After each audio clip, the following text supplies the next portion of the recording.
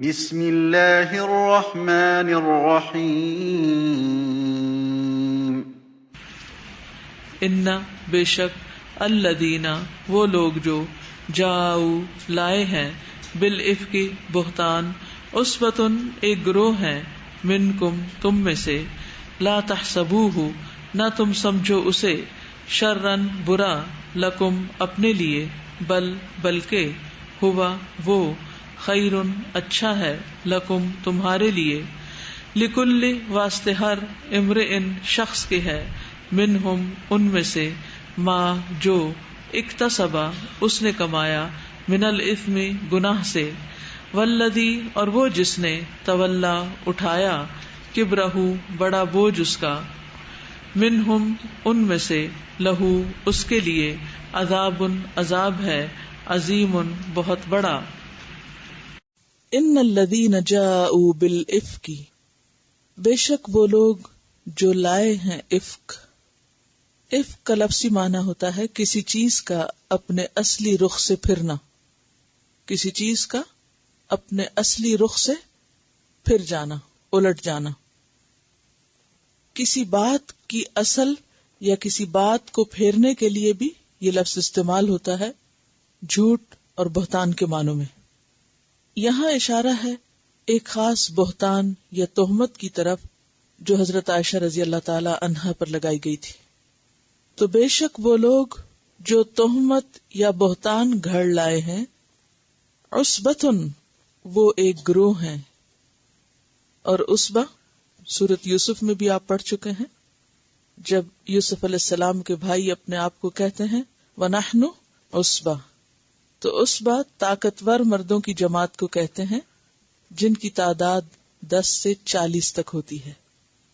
عصبہ کا لفظی معنی ہوتا ہے مضبوطی سے باندھنا. انسانی جسم میں اعصاب یا جن کو آپ پٹھے بھی کہتے ہیں جو انسان کے جوڑوں کو تھامے ہوئے ہوتے ہیں، ایک دوسرے سے باندھے ہوئے ہوتے ہیں، ان کے لیے بھی لفظ استعمال ہوتا ہے. تو مضبوط باندھنا بھی عصبہ کا معنی ہوتا ہے. تو مضبوط باندھنے میں اور عصبہ میں کیا تعلق ہے باہم؟ کہ ایسی جماعت یا ایسے افراد جو آپس میں ایک دوسرے کے ساتھ بندھے ہوئے ہوں، جڑے ہوئے ہوں اور ایک دوسرے کے حامی اور مددگار ہوں.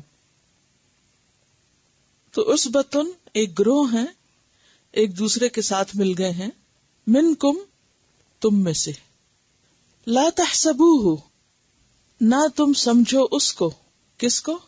اس افک باندھنے کو، شر لکم کہ برا ہے تمہارے لیے. شر ایسی برائی کو کہتے ہیں جس کا نفع نقصان سے کم ہو. بل ہوا خیر لکم بلکہ وہ بہتر ہے تمہارے لیے، یعنی نتائج کے اعتبار سے. لکل امرئ منہم واسطے ہر شخص کے ان میں سے کن میں سے؟ عصبہ میں سے، مکتسبہ جو اس نے کمایا، من الاثم گناہ میں سے، گناہ کا جتنا حصہ اس نے سمیٹا وہ اسی کے پلے میں گیا. والذی اور وہ شخص تولا جس نے اٹھایا، کبرہ اس کا بڑا بوجھ، بڑا حصہ، منہم ان میں سے یعنی ان لوگوں میں سے، اس عصبہ میں سے، لہو اس کے لیے عذاب عذاب ہے، عظیم بہت بڑا، یعنی دنیا میں بھی اور آخرت میں بھی. اس آیت میں اور اس کے بعد آنے والی کچھ آیات میں ایک خاص واقعے کی طرف اشارہ ہے. وہ واقعہ کب پیش آیا اس کی کچھ تفصیلات ہمیں سیرت کی کتابوں میں ملتی ہیں. یہ واقعہ غزوہ بنو المصطلق کے موقع پر پیش آیا. رسول اللہ صلی اللہ علیہ وسلم کا طریقہ یہ تھا کہ سفر میں جاتے ہوئے ازواج مطہرات کے درمیان قرہ اندازی فرماتے. جس کا قرہ نکل آتا اس کو اپنے ساتھ لے جاتے، یعنی سفر پر. تو اس غزوے میں قرہ حضرت عائشہ کے نام نکلا. آپ انہیں ساتھ لے گئے. غزوہ کے بعد واپسی پر راستے میں ایک جگہ لشکر رکا، پڑاؤ ڈالا. جب سب رکے تو ہر ایک اپنی اپنی ضرورت کے لیے ادھر ادھر ہوا اور حضرت عائشہ بھی رفع حاجت کے لیے دور چلی گئیں. اپنی بہن کا ہار جسے وہ اپنے سفر کے لیے عاریتن لے گئی تھی، عاریتن کیا ہوتا ہے؟ ادھارا. وہ کھو بیٹھی. جب احساس ہوا تو فوراً اس جگہ گئی جہاں انہیں خیال آیا کہ ہار یہاں ہوگا. اسی دوران وہ لوگ جو آپ کا ہودج پالکی جسے بولتے ہیں اونٹ پہ جو لادا کرتے تھے تو وہ حضرت عائشہ کی ایبسنس میں آئے. لشکر چلنے لگا, وہ ہودج اٹھا کے اونٹ پہ رکھا اور چل دیے. اس زمانے میں عورتیں خوراک کی کمی کی وجہ سے بہت ہلکی پھلکی ہوتی تھی, تو انہیں احساس ہی نہ ہوا کہ حضرت عائشہ اس میں موجود نہیں. چونکہ وہ تھوڑا جنگل کی طرف نکل گئی تھی اپنا ہار ڈھونڈنے کے لیے, لہٰذا لشکر چلا گیا, آپ کا اونٹ بھی چلا گیا, اور مسلمانوں نے کیا سمجھا کہ آپ بھی ساتھ ہیں. حضرت عائشہ رضی اللہ تعالیٰ عنہ جب اصل جگہ پر پہنچتی ہیں, یعنی لشکر کی طرف واپس جاتی ہیں, تو دیکھتی ہیں کہ سب جا چکے ہیں اور وہ تنہا اکیلی صحرا میں باقی رہ گئی ہیں. بہت سمجھدار خاتون تھی, اسی جگہ بیٹھ گئی کہ کوئی تو آئے گا مجھے ڈھونڈنے کے لیے جب مجھے نہیں پائیں گے. تو اس خیال سے وہ ادھر ادھر نہیں گئی, جہاں ان کے اونٹ کی جگہ تھی وہیں آ کر بیٹھ گئی. اب ہوا یہ کہ چونکہ سفر طویل تھا اور تھکی ہوئی بھی تھی تو وہاں بیٹھتے ہی وہ سو گئی. اتنے میں حضرت صفوان بن معطل رضی اللہ تعالیٰ عنہ, جن کی ڈیوٹی یہ تھی کہ لشکر کے جانے کے بعد میں ہر چیز کا جائزہ لیں کہ کوئی چیز گری پڑی رہی صحیح, اگر باقی نظر آئے تو وہ بعد میں لیتے ہیں. جب انہوں نے دیکھا کہ یہاں کوئی خاتون بیٹھی ہیں تو وہ پریشان ہوئے اور انہوں نے انا للہ و انا الیہ راجعون پڑھا. حضرت عائشہ کی اس آواز سے آنکھ کھل گئی اور ہوا یہ کہ انہوں نے اپنا اونٹ پاس لا کے کھڑا کیا. حضرت عائشہ اس میں بیٹھ گئی اور اس طرح وہ ان کو لے کر مدینہ کی طرف چل پڑے. حضرت عائشہ کہتی ہے کہ پردے کا حکم نازل ہونے سے پہلے وہ مجھے دیکھ چکے تھے. انہوں نے انا للہ پڑھی, اپنی سواری بٹھا کر میرے قریب کر دی, میں اس پہ سوار ہو گئی. انا للہ کے سوا ان کی زبان سے ایک لفظ بھی نہیں نکلا. چپ چاپ سواری کی نکیل تھامی اور پیدل چلتے ہوئے لشکر میں آ ملے. یہ ٹھیک دوپہر کا وقت تھا, لشکر پڑاؤ ڈال چکا تھا, یعنی لشکر ایک جگہ سے نکل کے دوسری جگہ جا کے رک گیا تھا اور یہ پیچھے سے آ کے مل گئے. انہیں اس کیفیت کے ساتھ آتا دیکھ کر مختلف لوگوں نے اپنے اپنے انداز پہ تبصرہ کیا کہ نبی صلی اللہ علیہ وسلم کی بیوی ایک غیر مرد کے ساتھ اکیلی پیچھے سے چلی آ رہی ہیں. عبداللہ بن ابی, جو کہ اپنے دل میں آپ صلی اللہ علیہ وسلم اور آپ کے خاندان کے خلاف بہت بغض رکھتا تھا, حسد کا شکار تھا, کیونکہ آپ کی آمد سے پہلے عبداللہ بن ابی کو سردار مدینہ بنانے کی یا مدینہ کی بادشاہت دینے کی تیاریاں ہو رہی تھی. اس کی صرف تاج پوشی کی رسم باقی تھی. اب جب آپ صلی اللہ علیہ وسلم وہاں پر تشریف لے آئے تو سب لوگ عبداللہ بن ابی کو بھول گئے اور آپ کی طرف مائل ہو گئے. اس پر عبداللہ بن ابی کو بہت غصہ تھا. بظاہر مسلمان ہونے کے باوجود بھی اس کے دل میں جو ایک حسد اور ایک تکلیف تھی وہ ہمیشہ باقی رہی. تو اسی بنا پر اس نے جب دیکھا کہ آپ صلی اللہ علیہ وسلم کی زوجہ محترمہ اس طرح آ رہی ہیں تو اسے باتیں بنانے کا موقع مل گیا. اس کے پہلو میں نفاق اور حسد کی جو چنگاری سلگ رہی تھی, اس واقعے نے اس کو نمایاں کر دیا اور پھر بہت سی باتیں خود گھڑ کے ایک بہت بڑا بہتان گھڑا اور کہا کہ نعوذ باللہ آپ صلی اللہ علیہ وسلم کی اہلیہ اس شخص کے ساتھ غلط کام کر کے آئی ہیں. اور یہ بات اس نے خوب پھیلائی, یعنی ایک طرح سے حضرت عائشہ رضی اللہ تعالی عنہا پر زنا کا الزام لگایا گیا. آپ صلی اللہ علیہ وسلم تک جب یہ بات پہنچی تو آپ خاموش ہو گئے, کچھ بول نہیں رہے تھے. لمبے عرصے تک وحی بھی نہیں آئی. آپ نے حضرت عائشہ کے بارے میں اپنے خاص صحابہ سے مشورہ کیا. مختلف لوگوں نے مختلف طرح کی رائے دی کہ آپ اب آئندہ کیا کریں. اس کے بعد منبر پر کھڑے ہو کر عبداللہ بن ابی کی ایذا رسانیوں کی طرف لوگوں کو آپ نے متوجہ کیا کہ کس طرح میرے خلاف یہ شخص بات کر رہا ہے. حضرت سعد بن معاذ اور اسید بن حضیر نے اس کے قتل کی اجازت چاہی, لیکن سعد بن عبادہ جو عبداللہ بن ابی کے قبیلے کے سردار تھے, ان کی قبائلی حمیت غالب آ گئی اور دونوں میں آپس میں کچھ ترش کلامی ہو گئی. اور ان کا کہنا یہ تھا کہ تم اس لیے اس کے قتل کی بات کر رہے ہو کہ وہ میرے قبیلے میں سے ہے, اگر وہ تمہارے قبیلے میں سے ہوتا تو ایسا نہ ہوتا. جیسے کہ آپ جانتے ہیں کہ عربوں کے ہاں قبائلی زندگی کی وجہ سے قبیلے کی حمایت ان کی گھٹی میں پڑی ہوئی تھی, اور آپ صلی اللہ علیہ وسلم کا بہت بڑا کارنامہ یہ کہ آپ نے ان لوگوں کو اس جاہلی تعصب سے نکالا اور قبیلوں سے باہر نکل کر اللہ کی خاطر ایک دوسرے سے محبت کرنا سکھایا. اور اسی وجہ سے آپ دیکھتے ہیں کہ اللہ کی خاطر محبت کرنے کا اجر اور ثواب کتنا بڑا بتایا جاتا ہے. ہمیں یہ بات بہت معمولی لگتی لیکن ان لوگوں کے لیے بہت مشکل تھی. بہرحال حضرت عائشہ رضی اللہ تعالی عنہا جب وہاں سے واپس آئیں تو آتے ہی بیمار ہو گئیں اور 1 مہینے تک مسلسل بیمار رہیں. انہیں کچھ بھی پتا نہیں تھا کہ ان کے خلاف کیا باتیں ہو رہی ہیں، لیکن انہیں یہ بات ضرور کھٹکتی تھی کہ بیماری کے دوران آپ صلی اللہ علیہ وسلم جس طرح ان کی کیئر کرتے تھے اور جس طرح ان پہ توجہ کرتے تھے وہ توجہ انہیں نہیں مل رہی تھی. لیکن بظاہر کوئی بات ہوئی بھی نہیں، نہ آپ نے حضرت عائشہ سے کچھ کہا نہ حضرت عائشہ نے آپ سے کچھ پوچھا، خاموشی رہی. بہرحال کچھ بیماری ختم ہوئی تو ایک رات حضرت عائشہ ام مستح جو ان کے قریبی رشتہ دار تھے ان کے ساتھ رات کے وقت قضاء حاجت کے لیے باہر گئیں. اتفاق سے ان کی چادر پھنس کر وہ پھسلی تو اس پر انہوں نے بیٹے کو بد دعا دی.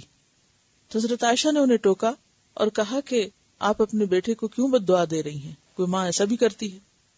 تو وہ حضرت عائشہ کو بتانے لگی کہ میرا بیٹا بھی پروپیگنڈے کے جرم میں شریک ہے. اور انہوں نے اس وقت حضرت عائشہ کو واقعہ سنایا کہ شہر میں آپ کے بارے میں کیا باتیں ہو رہی ہیں. اس پورے عرصے میں کسی نے آ کے حضرت عائشہ سے کچھ بھی نہیں کہا. حضرت عائشہ پریشان ہوئی، واپس آئیں اور خبر کا ٹھیک ٹھیک پتہ لگانے کے لیے نبی صلی اللہ علیہ وسلم سے والدین کے گھر جانے کی اجازت مانگی. اپنے گھر آ گئی اور جب پتہ چلا کہ واقعی ایسی باتیں ہو رہی ہیں تو بے اختیار رونے لگی. 2 راتیں اور 1 دن روتے روتے گزر گیا. نہ نیند آئی اور نہ آنسو رکے. یوں لگتا تھا کہ روتے روتے کلیجہ شک ہو جائے گا.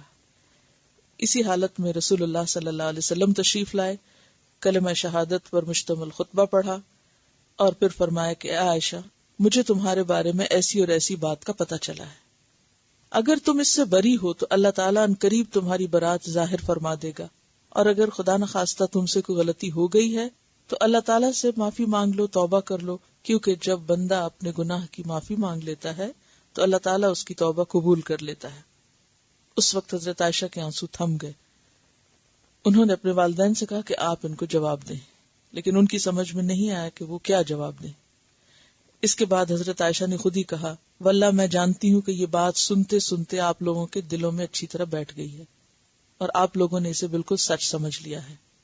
اب اگر میں یہ کہوں کہ میں بری ہوں اور اللہ خوب جانتا ہے کہ میں بری ہوں تو آپ لوگ میری اس بات کو سچ نہیں سمجھیں گے، اسے سچا نہیں مانیں گے. اور اگر میں کسی بات کا اعتراف کر لوں حالانکہ اللہ خوب جانتا ہے کہ میں اس سے بری ہوں تو آپ اسے صحیح مان لیں گے. ایسی صورت میں میرے لیے اور آپ لوگوں کے لیے وہی مثال ہے جسے حضرت یوسف کے والد نے کہا تھا، فصبر جمیل واللہ المستعان علی ما تصفون. اس کے بعد حضرت عائشہ دوسری طرف جا کر لیٹ گئیں. اسی وقت رسول اللہ صلی اللہ علیہ وسلم پر وحی کا نزول ہوا. پھر جب آپ سے نزول وحی کی کیفیت ختم ہوئی تو آپ مسکرا رہے تھے، اور جو پہلی بات آپ نے فرمائی وہ یہ تھی کہ اے عائشہ، اللہ نے تمہیں بری کر دیا ہے. اس پر خوشی سے ان کی ماں بولی، اٹھو اور حضور کا شکریہ ادا کرو. انہوں نے اپنے دامن کی برات اور رسول اللہ صلی اللہ علیہ وسلم کی محبت پر اعتماد کے سبب قدر ناز کے انداز میں کہا، واللہ میں تو ان کی طرف نہ اٹھوں گی، صرف اللہ کی حمد کروں گی. اس موقع پر واقع افک سے متعلق جو آیات نازل ہوئیں وہ ان آیات میں آتی ہیں، اور ہم دیکھتے ہیں کہ یہاں پر اللہ تعالیٰ اس بارے میں کیا فرماتے ہیں. اس واقعے کو پس منظر میں رکھ کے اب ان آیات کو دوبارہ دیکھتے ہیں اور اگلی آیات بھی، کہ ان الذین جاؤوا بالافک، بے شک وہ لوگ جو اس جھوٹ کو گھڑ لائے، اس تہمت کو بنا لائے. تو اس سے پتہ چلتا ہے کہ اللہ تعالیٰ نے حضرت عائشہ کی برات میں کیا فرمایا کہ جو کچھ ان کے بارے میں کہا گیا ہے یہ بالکل ایک من گھڑت جھوٹ ہے، بہت بڑا جھوٹ ہے. یہ تھا افک کا لفظ حضرت عائشہ کے لیے برات کا لفظ. ایک لفظ برات کر دیتا ہے. ان الذین جاؤوا بالافک، شروع ہی اس سے بات کی گئی، اور یہ واقع افک کے نام سے مشہور ہے کہ وہ لوگ جو جھوٹ گھڑ لائے. آپ دیکھیے کہ انداز کتنا زبردست ہے، اور اللہ تعالیٰ کا کسی بات کو جھوٹ کہہ دینا کافی ہے. کافی ہے اس لیے کہ اس بات کی پر حقیقت کیا ہے. اسوۃ منکم، تمہارے اندر ہی کے لوگ ہیں. اندر کے کون لوگ تھے؟ مخلص مسلمانوں میں سے صرف 3 لوگ تھے. حضرت حسان بن ثابت جو مشہور شاعر تھے، مستح بن اساسہ جو حضرت ابوبکر کے رشتہ دار تھے، اور حمنہ بنت جہش جو آپ کی سوکن حضرت زینب بنت جہش کی بہن تھی۔ اس کے علاوہ کوئی مسلمان اس بات میں شریک نہیں ہوا، کسی نے ہاں میں ہاں نہیں ملائی، آگے نہیں کی۔ ہاں کچھ منافقین تھے جو ان باتوں میں مزے لے رہے تھے۔ بات گھڑنے والا عبداللہ بن ابی تھا، اور اس کی باتوں میں آنے والے منافقین تھے، اور مخلص مسلمانوں میں سے صرف 3 لوگ تھے۔ اس سے آپ اندازہ لگا سکتے ہیں کہ صحابہ کرام کی تربیت کس زبردست انداز سے ہوئی تھی، کہ سنی سنائی باتوں پر یقین کرنا اور ان کو بے سوچے سمجھے بغیر تحقیق کے آگے پھیلانا ان سے بہت دور تھا۔ بہرحال جو تھوڑی بہت کمی بیشی رہتی تھی وہ اس امتحان میں ڈالے جانے کے بعد اس کی بھی اصلاح ہو گئی۔ پھر آپ دیکھتے ہیں کہ مہینہ بھر یہ باتیں ادھر ادھر ہوتی رہیں، لیکن کوئی بھی کھل کے بات نہیں کر رہا اس پر، سب خاموش ہیں، کوئی بھی جلد بازی نہیں کر رہا، کوئی ہاں یا نہ نہیں کر رہا۔ یہ کتنی بڑی بات ہے۔ ہم کس قدر جلد باز ہوتے ہیں، چھوٹی سی بات بھی کسی کے بارے میں سن لیں، تردید کے قابل ہو تو تردید نہیں کرتے، سچی ہو تو تائید مشکل سے کرتے ہیں، لیکن ویسے جو جذبات میں آ کے جلد بازی کرنی ہے تو وہ خوب کر لیتے ہیں، جو کرنے کا کام ہو وہ نہیں کرتے۔ بہرحال فرمایا لا تحسبوہ شرا لکم، مت تم سمجھو اس کو کہ وہ برا ہے تمہارے حق میں، بل ہوا خیر لکم، بلکہ وہ تمہارے حق میں اچھا ہے۔ اب اتنی بڑی بات، اتنا بڑا جھوٹ اور اتنی بڑی آزمائش اور اتنے بڑے امتحان کو اللہ سبحانہ وتعالی کیا فرما رہے ہیں؟ یہ تمہارے حق میں بہتر ہے، کیونکہ انسان بعض اوقات ایک تعلیم سے کچھ سیکھتا ہے اور بعض اوقات امتحان سے سیکھتا ہے۔ تو جو امتحان سے سیکھا جاتا ہے وہ سادہ تعلیم سے زیادہ افیکٹو ہوتا ہے۔ وہ غلطی جو آپ پرچے میں کرتے ہیں وہ کبھی نہیں بھولتی، اور ویسے کوئی چیز کتنی بھی آپ کو سمجھائی جائے بتائی جائے کچھ یاد رہے گی اور کچھ بھول جائے گی۔ تو یہاں فرمایا جا رہا ہے لا تحسبوہ شرا لکم بل هو خیر لکم۔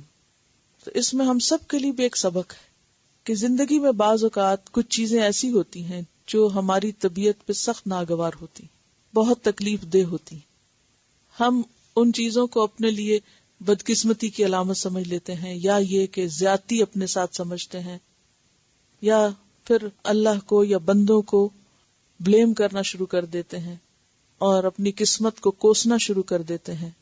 حالانکہ اگر انسان غور کرے تو ہر تکلیف کے اندر اور ہر مشکل کے اندر اللہ نے بندے کے لیے کوئی نہ کوئی ایسا سبق رکھا ہے کہ جو اس کی دنیا اور آخرت کے لیے فائدہ مند ہو سکتا ہے۔ لیکن بہت کم لوگ ایسے ہوتے ہیں کہ جو ان حالات میں مثبت سوچ کے ساتھ فائدہ مند اور کارآمد چیز سیکھیں۔ یہ واقعہ کس اعتبار سے بہتر تھا؟ پہلی بات تو یہ کہ مومن پر جو بھی کوئی تکلیف آتی، حتیٰ کہ کانٹا بھی چبھتا ہے، تو وہ اس کے لیے گناہوں سے صفائی اور اجر اور ثواب میں اضافے کا باعث بنتا ہے۔ چھوٹی سی بھی کوئی تکلیف آتی اگر وہ اس پر صبر کر لیتا ہے، حضرت عائشہ کا صبر آپ دیکھیے کہ انہوں نے والدین سے حمایت چاہی، وہاں سے نہیں ملی، شوہر سے چاہی، وہاں سے اپنی مرضی کی حمایت نہیں ملی، تو اس موقع پر کسی کے ساتھ ناراضگی کا اظہار نہیں کرتی، بلکہ کیا کہتی؟ فصبر جمیل واللہ المستعان، صبر اچھا ہے اور اللہ مددگار ہے جس سے مدد طلب کی جا سکتی ہے۔ ہاں شور ہنگامہ کر کے اور 10 باتیں کرنے کے بعد اگر کوئی کہ آپ صبر آ گیا مجھے، تو اس کو صبر نہیں کہتے۔ صبر وہ ہوتا ہے جو صدمہ پہنچنے پر پہلی چوٹ کے موقع پر کیا جاتا ہے، پہلی چوٹ لگنے پر کیا جاتا ہے۔ اب دیکھیے کہ حضرت مستح کی والدہ جو ہیں وہ حضرت عائشہ کو پوری کہانی سناتی کہ تمہارے خلاف کیا بات ہو رہی۔ حضرت عائشہ کے منہ سے ایک لفظ نہیں نکلتا، ایک لفظ نہیں بولتی، کوئی مشتعل نہیں ہوتی، کوئی غضبناک نہیں ہوتی، کوئی چیخنا چلانا نہیں شروع کرتی، کوئی ایک ڈرامہ ہنگامہ نہیں شروع کرتی، خاموشی۔ اس کو صبر کہتے ہیں۔ ہمارے بارے میں اگر کوئی چھوٹی سی بات بھی کر دے تو ہمارا ری ایکشن کیا ہوتا ہے؟ اگر ہماری شان میں کوئی تھوڑی سی بھی گستاخی کر دے تو ہم کیا کرتے ہیں؟ اور کہا یہ کہ چھوٹی سی بات نہیں، کسی عورت کے لیے سب سے بڑا اور بدترین الزام اگر کوئی ہو سکتا ہے تو وہ اس کی عزت پہ حرف آنا ہو سکتا ہے، یا اس کی عزت کو پامال کرنا ہو سکتا ہے۔ اتنا بڑا جھوٹ سن کر کون خاموش رہ سکتا ہے؟ لیکن حضرت عائشہ خاموش رہتی ہیں، وہ ان کو کچھ بھی نہیں کہتی، گھر آتی ہیں، شوہر سے بھی کچھ نہیں کہتی، والدین کے گھر جاتی ہیں کہ جا کے ان کی مدد سے میں اس بات کی تحقیق تو کروں کیا واقعی ایسا ہو بھی رہا ہے یا نہیں، اور پتہ چلتا ہے کہ ہاں یہ سب باتیں ہو رہی ہیں۔ صرف روتی ہیں، صبر کے وقت رونے میں کوئی ممانعت نہیں ہے جب تک کہ رونے کے ساتھ آواز نہ ہو، یعنی باتیں نہ ہو، بین نہ ہو، ہنگامہ نہ ہو، مسلسل روتی ہیں۔ اور جب تھوڑی سی وضاحت طلب کرتی ہیں اور دیکھتی ہیں کہ بات نہیں بنتی نظر آ رہی، پھر معاملہ اللہ پہ چھوڑ دیتی۔ اسی کو کہتے ہیں کہ جو اللہ پہ بھروسہ کرے اللہ اس کے لیے کافی ہو جاتا ہے۔ من یتوکل علی اللہ فہو حسبہ۔ پھر آپ دیکھتے ہیں کہ اگرچہ منافقین نے حضرت عائشہ رضی اللہ تعالی عنہا کو اور آپ صلی اللہ علیہ وسلم کو اور آپ کے گھرانے کو اور آپ کی عزت اور آپ کی شان اور آپ کے فضل کو بٹا لگانے کی کوشش کی تھی، لیکن نتیجہ کیا نکلا؟ وہ اور بھی زیادہ نکھر کے سامنے آئی۔ حضرت عائشہ رضی اللہ تعالی عنہا کی برات اللہ سبحانہ و تعالی نے فرمائی۔ حضرت یوسف کی برات کس نے کی تھی؟ شاہد شاہد من اہلہا۔ حضرت یوسف پہ بھی اسی طرح کا الزام لگا تھا، حضرت مریم علیہ السلام پہ بھی ایسے ہی لگا تھا، تو ان کے بیٹے نے بول کے وہ سارا الزام دھویا۔ لیکن حضرت عائشہ کے حق میں اللہ سبحانہ و تعالی نے برات کا اظہار کیا، ایسی آیات نازل کی کہ جس میں ان کی صفائی پیش کی گئی۔ اور کسی بھی خاتون کے لیے اس سے بڑی سعادت کی بات کیا ہو سکتی ہے کہ اللہ تعالیٰ اس کے حق میں اور اس کی طرف سے دفاع کرتے ہوئے اس کی شان اس طرح بلند کرے۔ پھر اسی طرح یہ ہے کہ اس واقعے سے یہ پتا چل گیا کہ ابھی تک کمزوری کن کن لوگوں میں باقی ہے، مزید اصلاح کہاں چاہیے، کیونکہ امتحان میں پڑھے بغیر کسی کا اچھا برا سامنے نہیں آتا، ٹیسٹ کے بعد ہی پتا چلتا ہے کہ کون کس مقام پہ کھڑا۔ اور پھر منافقین خاص پہچانے گئے۔ پھر اسی طرح یہ ہے کہ اس واقعے کے بعد بہت سے ایسے احکامات دیے گئے کہ جو قیامت تک مسلمانوں کے گھریلو، پرائیویٹ، اجتماعی زندگی کی اصلاح کے لیے بہترین تھے، کافی تھے۔ اللہ تعالیٰ ویسے بھی احکامات دے سکتے تھے، یہ کرو یہ نہ کرو، لیکن اس واقعے نے مسلمانوں کے اندر ایک ایسی صلاحیت پیدا کر دی کہ جو کچھ پھر انہیں دیا گیا اسے انہوں نے خوشی سے قبول کیا۔ اور اس میں ہم دیکھتے ہیں کہ پھر غض بصر کے احکام، عورتوں کی زینت چھپانے کے اور استیزان کے کہ گھروں میں اجازت لے کر آؤ، پھر محرم اور نامحرم کی تفریق اور اسی طرح کی کچھ اور باتیں اس صورت میں پھر نازل ہوئی، وہ سب اس واقعے کے بعد۔ اور یہ جو حکم پیچھے ہم پڑھ چکے ہیں الزانیۃ والزانی، یہ بھی دراصل اس واقعے کے بعد نازل ہوا، لیکن ترتیب میں اسے سورت کے شروع میں رکھا گیا تاکہ سورت کی ابتدا جو ہے وہ ایک زوردار طریقے سے ہو۔ آپ دیکھیے کتنا شدید آغاز ہے کہ زانی عورت ہو یا مرد ان کو 100 کوڑے مارو، بہت سخت بات سے آغاز ہو رہا ہے، بہت ہی شدید قسم کے انداز سے آغاز کر کے پھر اس کے بعد اصل واقعہ بتایا گیا اور پھر اس کے بعد کچھ اور احکامات سامنے لائے گئے ہیں۔ اس میں ہم سب کے لیے بھی ایک سبق ہے کہ اگر آپ زندگی میں کوئی اچھا کام کر رہے ہیں تو آپ کے لازماً حاسد بھی ہوں گے، لوگ آپ کو بری نظر سے بھی دیکھیں گے، آپ پر جھوٹی باتیں بھی کریں گے، الزامات بھی لگائیں گے، اور آپ کی سچائی کو، آپ کی امانت کو، آپ کی ہر چیز پر شک کریں گے۔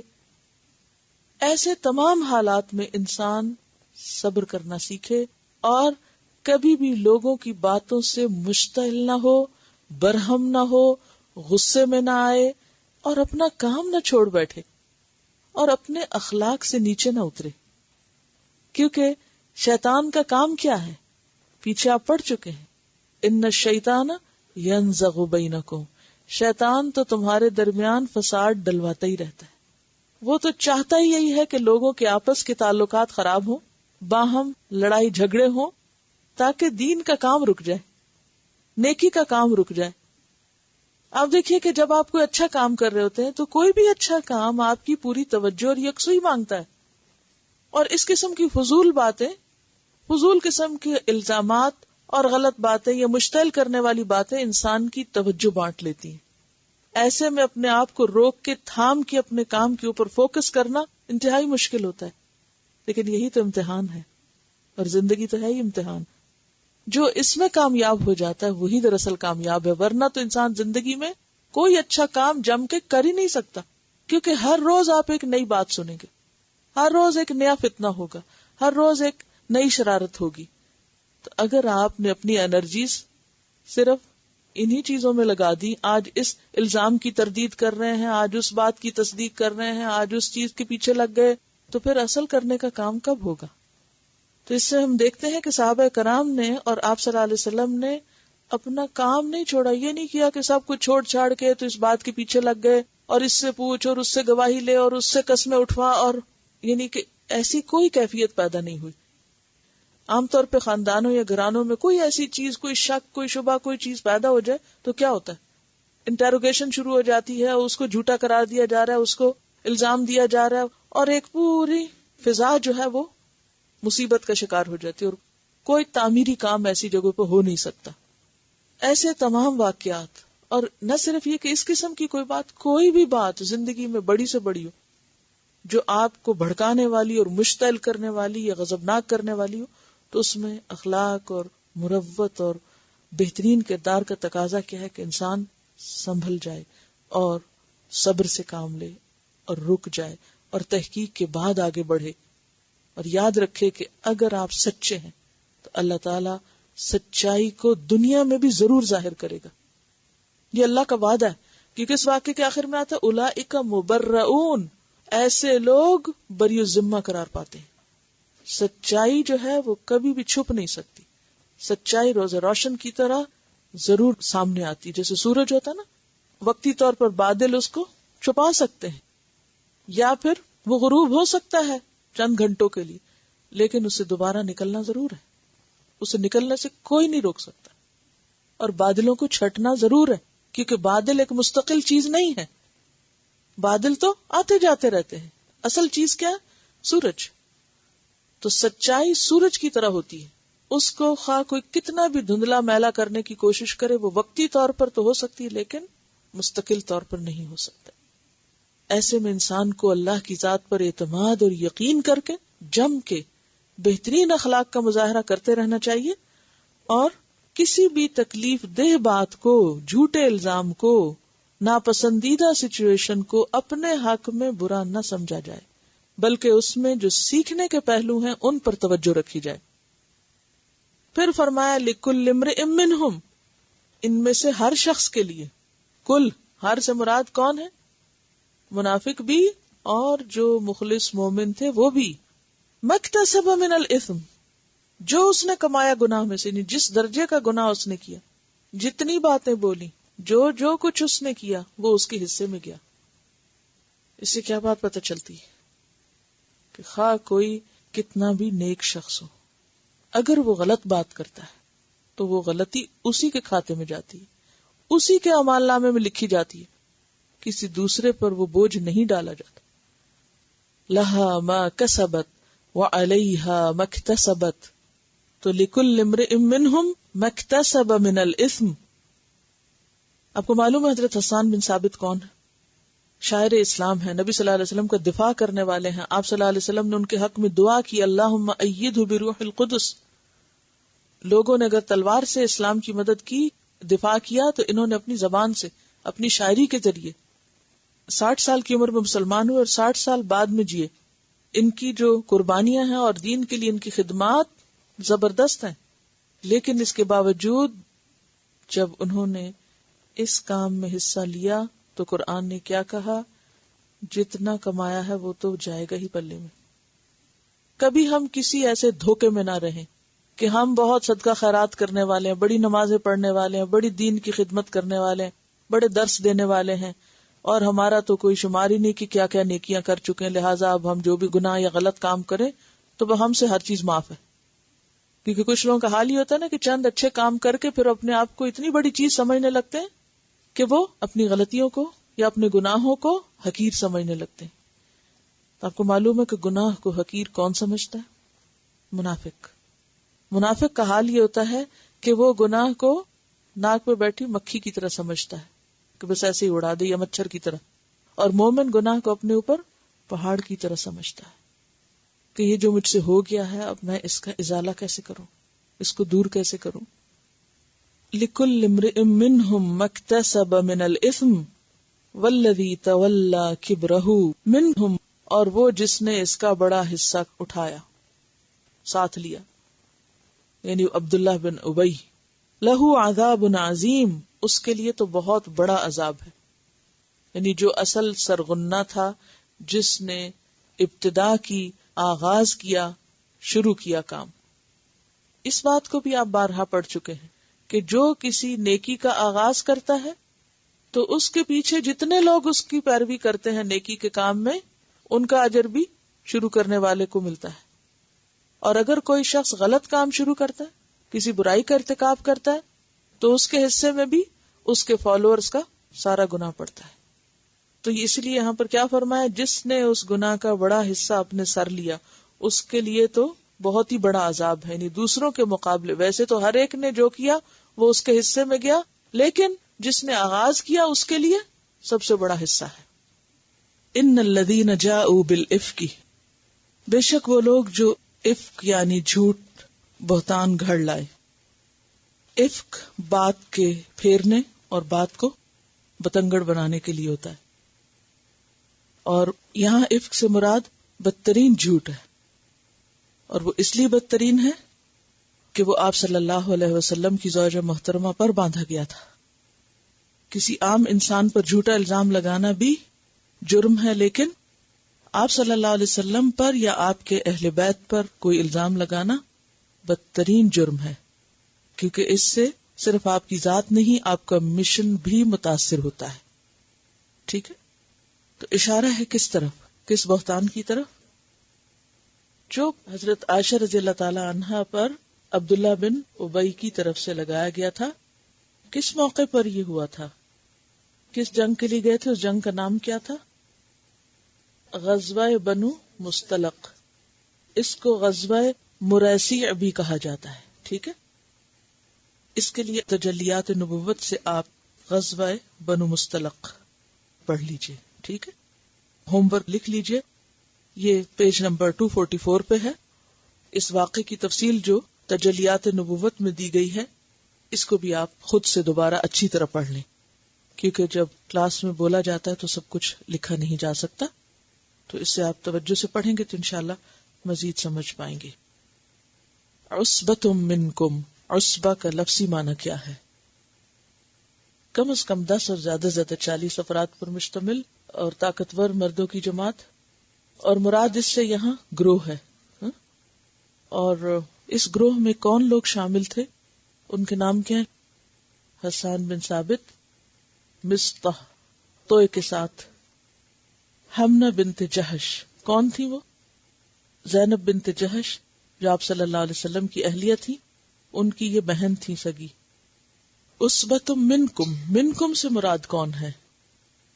مسلمان مراد ہیں، اور جو بڑا شخص تھا وہ عبداللہ بن ابی تھا. میرا سوال یہ ہے کہ عبداللہ بن ابی تو مسلمان نہیں تھا، پھر کیوں کہا گیا کہ منکم؟ کیونکہ افک گھڑنے والوں میں سب سے بڑا تو وہی تھا. تو اس کی کیا وجہ ہے؟ یہ صرف ایک ذہن کھولنے والا سوال ہے. وہ ظاہراً مسلمان تھا چونکہ، اور اپنے آپ کو مسلمانوں کے گروہ میں شامل کرتا تھا، اس لیے اسے منکم ہی کہا گیا. ٹھیک ہے، کہ وہ اپنے آپ کو ایسوسیٹ کرتا تھا کس سے؟ مسلمانوں سے. بظاہر وہ مسلمان ہی تھا، منکم اس لیے کہا گیا ہے. ٹھیک ہے، لا تحسبوہ، نہ تم سمجھو اس کو، اس کس کو؟ افک کو، یعنی اس بہتان کو یا اس واقعے کو تم اپنے حق میں شر لکم، برا مت سمجھو. بل ہوا خیر لکم، بلکہ وہ بہتر ہے تمہارے لیے. اتنی بڑی بات، اتنا بڑا الزام، اتنا بڑا حادثہ جو بظاہر کسی بھی طرح انسان کے دل کو نہیں لگتا، اس میں کیا بہتری ہو سکتی ہے؟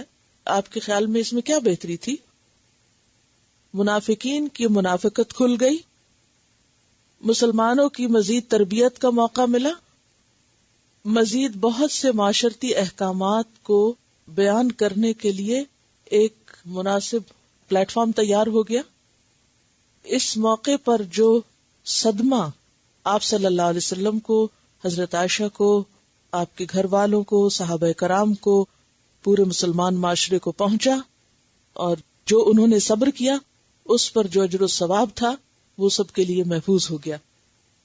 اس کے نتیجے میں مسلمانوں کو بہت سے معاشرتی آداب اور احکامات ملے، اور ہم سب کے لیے سبق کیا ہے اس میں، اور دین کی تبلیغ کرنے والوں کے لیے کیا سبق ہے؟ اس میں بہت بڑا سبق یہ ہے کہ سچائی کبھی نہیں چھپتی، سچائی نقصان نہیں دیتی۔ جب انسان سچا ہوتا ہے تو اس کی سچائی کہیں نہ کہیں ضرور کھل کر رہتی ہے۔ تو سچ بولنے والوں، سچائی کا ساتھ دینے والوں اور سچائی پر عمل کرنے والوں کو کیا کرنا چاہیے؟ ثابت قدم رہنا چاہیے، اپنے کام کو جاری رکھنا چاہیے تاکہ اپنے مقصد کو نہ بھولیں۔ لِكُلِّ امْرِئٍ مِّنْهُمْ، ہر ایک کے لیے ان میں سے، امرئن شخص، ہر شخص کے لیے ان میں سے، کن میں سے؟ جن لوگوں نے یہ الزام لگانے میں حصہ لیا تھا اور بات کو آگے پہنچانے اور بڑھانے میں سرگرم رول پلے کیا تھا، ان میں سے۔ اور وہ کون تھے؟ ان کے نام پہلے بتائے جا چکے ہیں۔ کیا ہے ان کے لیے؟ مکتسب من الاثم، جو بھی انہوں نے کمائی کی گناہ میں سے۔ گویا جھوٹ گھڑنا تو دور کی بات، جھوٹ کو پھیلانا اور جھوٹ کو آگے پہنچانا اور سنی سنائی باتوں کو بلا تحقیق مشہور کر دینا، یہ بھی کیا ہے؟ گناہ کا کام ہے۔ یعنی جھوٹی بات کرنا بھی گناہ ہے، لیکن اس کو پھیلانا بھی آگے گناہ ہے۔ تو یہاں یہ صحابہ کرام جو تھے جنہوں نے اس کی تشہیر میں حصہ لیا تھا، ان کو بھی یہاں کہا جا رہا ہے کہ اس تشہیر کا جتنا حصہ ان کے ذمے ہے وہ انہی کے ذمے ہے۔ تو اس سے ایک اور بڑی اہم بات پتہ چلتی ہے کہ کوئی شخص خواہ کسی بھی مقام پر ہو، لیکن اگر وہ کوئی غلط بات کرتا ہے تو اس کی بھی پوچھ ہو سکتی ہے۔ والذی تولی کبرہ، اور وہ جس نے اٹھایا اس کا بڑا بوجھ۔ کس کی طرف اشارہ ہے؟ عبداللہ بن ابی کی طرف اشارہ ہے۔ یہ نام یاد رکھیے کیونکہ یہی تو اس پورے افک کا مرکزی کردار ہے۔ عبداللہ بن ابی بن سلول، رئیس المنافقین۔ تولی کبرہ منہم، ان میں سے، لہو عذاب عظیم، اس کے لیے عذاب ہے بہت بڑا۔ بہت بڑا سے مراد کیا ہے؟ کیونکہ وہ شروع کرنے والا تھا۔ دوسری وجہ یہ بھی ہے کہ وہ منافق تھا، اور قرآن پاک میں منافقین کا انجام کیا بتایا گیا ہے کہ ان المنافقین فی الدرک الاسفل من النار، کہ منافق آگ کے سب سے نچلے گڑھے میں ہوں گے۔ تو یہ ہے عذاب عظیم، جہنم کے بھی سب سے نچلے درجے کا عذاب، سخت ترین عذاب۔